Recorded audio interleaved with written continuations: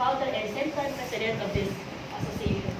So, we thankful na nabigyan kami ng chance na first or pilot or pioneer ng Victo magkaroon ng ganitong napakagandang opportunity.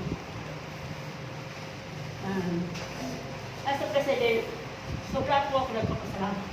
Kasi ito po yung first namin na kumbaga sa aming training.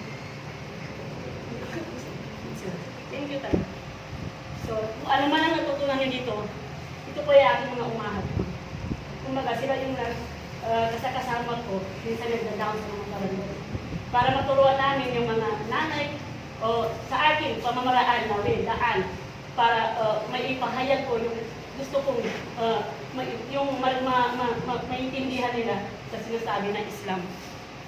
So, be thankful kami na we are one of the chosen sa programa na ito. So, maraming salamat sa ating napakabuting Executive Director na walang iba kundi si Jonathan Mantikayan.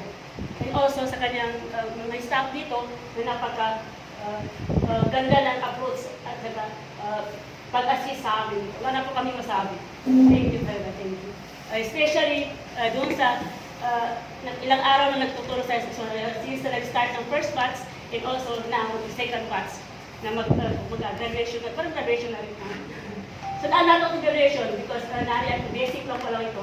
So, inshallah, magpuprotein kami ng mga regarding naman sa matutunan nila na kagaya ng mga Canva, sana may opportunity na matutunan sila na may apply nila na hindi kaya yung business nila, babaging business nila, makapatayo sila ng magagandang, makapatayo sila ng kanilang sariling shop na apply nila yung natutunan nito sa dito.